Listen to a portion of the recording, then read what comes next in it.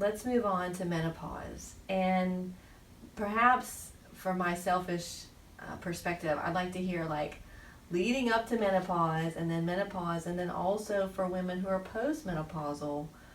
And that's a big topic to give you, but how does traditional Chinese medicine view this process, this transition in life, and how can traditional Chinese medicine ease some of the discomforts of that phase? Certainly.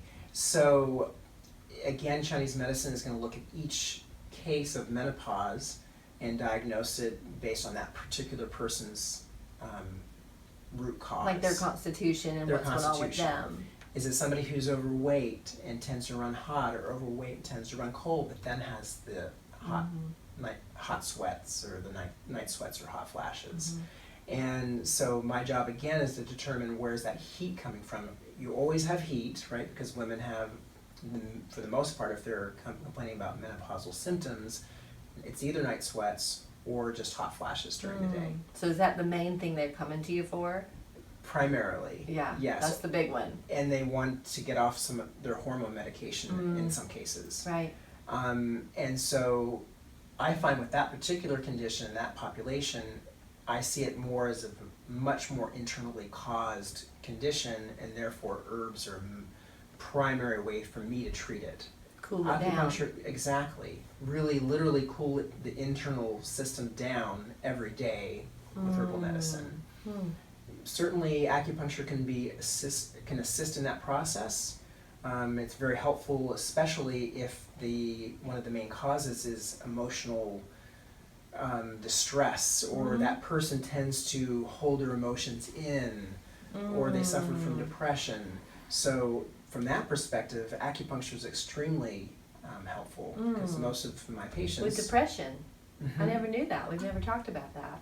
I get a lot of referrals from therapists in town. I've had therapists come to me for either an emotional condition or some other type of condition. And so again, you just look at it like, where's the flow of energy? It's not flowing, it's stuck somewhere, or it's flowing too much to one place. Or is it habitually up because they're always angry, or is it habitually pent up, and so therefore I need to spread things out. Wow. And you're not doing any counseling, you're just moving the energy, helping, or you're really helping their own energy move by itself. You're removing the blockages. Essentially, I don't need to have somebody tell me all of the things that went wrong, or why they're depressed, or what happened in their family. You so look they at certainly it can from share the that. body. Yeah. Definitely. Wow. So anyway, so back to the leading up to menopause, and then like post-menopausal, like our hormones change again after that process. So are there things that you would work with women at that stage? Certainly, if it's the libido has dropped suddenly, or any other symptom that's lingering, say depression or anxiety, or sleep issues. Sleep is very common as well. Yeah. So I've worked with those issues herbally again. Acupuncture is also extremely helpful. Well, it's great to know that we have these resources. Is there anything, I also, this is something I've been curious about. I feel like in traditional cultures and in other times, in the past, when women went through menopause, it was just a normal part of life, and that was a stage of life, and the life was shifting, and responsibilities shifted in the family and in the community.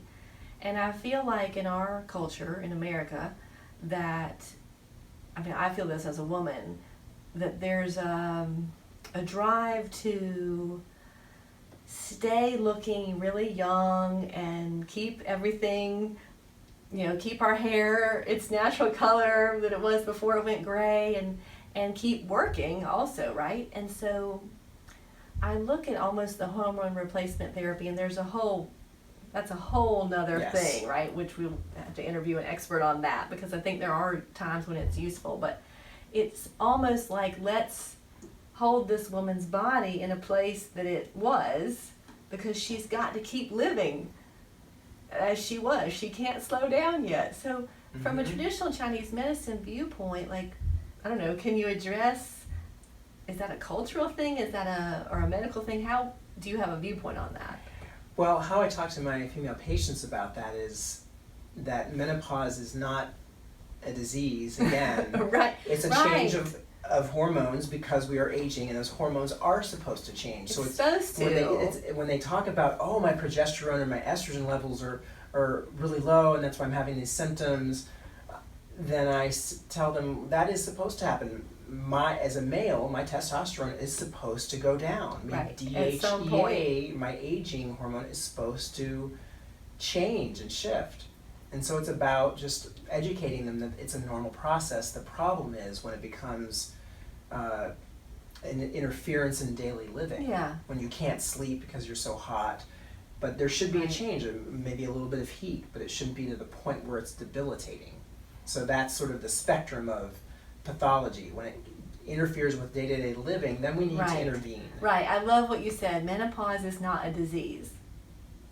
Let's say that again. Menopause is not a disease. It's a description of the aging process. It's a natural thing, and I'm just, that's great. So, men don't need to be on testosterone because they're 60 or 70. DHEA, or all these other things, right? Only if you are seeing symptoms that are abnormal for your age. Right. Amen. Okay, well, this has been so educational, and I can't wait to do it again and keep learning. Yeah. So let's just recap about everything. So we talked about, your background and the different things that you do and that you don't do, the scope of practice. And we talked about vertigo and musculoskeletal pain and the menopause. Now, for someone to come see you, they need to be in upstate South Carolina or in western North Carolina, right? Yes, at some point I will be establishing my practice there too. Yeah, but dual practice. This video could go far and wide. So for someone who can't come see you in person, and we know that your work is in person, hands-on, customized, what can they do? What can they look for? What kind of questions should they ask when they're looking for a practitioner to help them with traditional Chinese medicine and looking for a natural approach?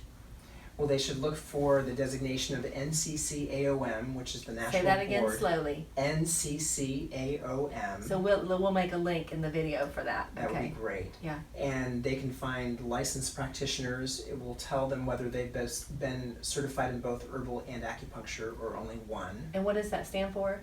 National Commission for Certification of Acupuncture and Oriental Medicine. Phew, good job. Okay, good. So that's the baseline.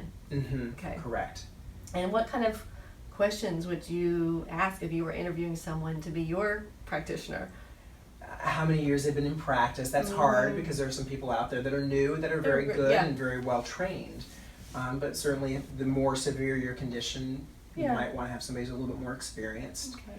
But really, just if they're nationally certified, it means they've gone through an accredited school program. So mainly that's the thing that you want to know, and just getting a sense of whether you're comfortable with that person or not. Right. Well, thank you so much, Eric. It's been really educational, and for those of you out in Joyful Health Land, we hope it's been helpful. Please come to choosejoyfulhealth.com, and this will be a blog post. We'll have links to Eric Oftenkamp's website. We'll have links to that national organization for Oriental Medicine, and we hope it's been helpful. Please leave a comment or a question. We'd love to hear from you. Thank you.